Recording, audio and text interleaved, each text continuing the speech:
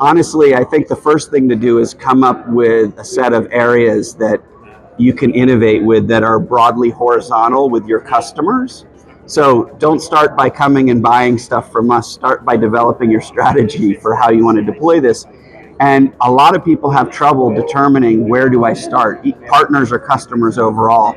And what I advise is find areas where there's a well understood but large data set that a set of workers need to interact with to come up with interesting answers. A great example is every business has customers and has a customer support problem or opportunity to get better at customer support.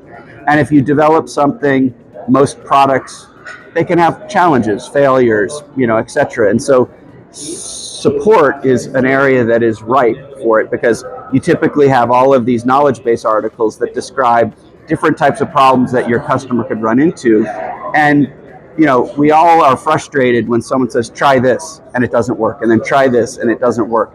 The thing that we've seen is in support use cases, it's very easy to get to the right answer very quickly because you're able to interact with and interrogate the data set much faster than you would have been able to do before. And if you think about that, that is all over the place. There's all sorts of examples of where you need to interact with large amounts of data.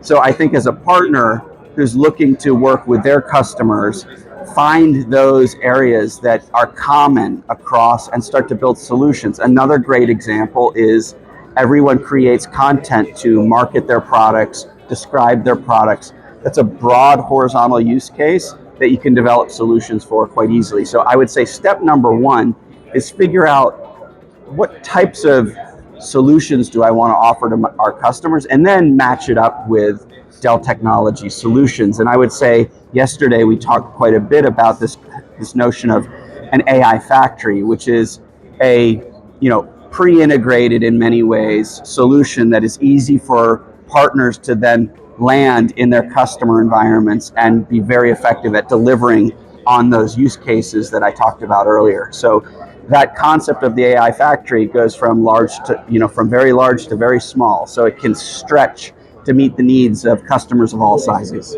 I can talk about different use cases that I see every day, which are very understandable, but the area that I get very excited about is the combination of LLM technology alongside machine vision and voice recognition. At this event, I keep talking about clickety clackety, right? Like our fingers can only type so fast, but if we gesture and talk, the throughput, the bandwidth that we can create with the digital world increases exponentially. So I'm excited about how we can reimagine how we in the quote unquote real world interact more seamlessly and quickly with the digital world and shrink the distance between ourselves and the digital world. And also, if you think about it, we as human beings have lots of high bandwidth to take information in, hearing, sight, smell, everything else.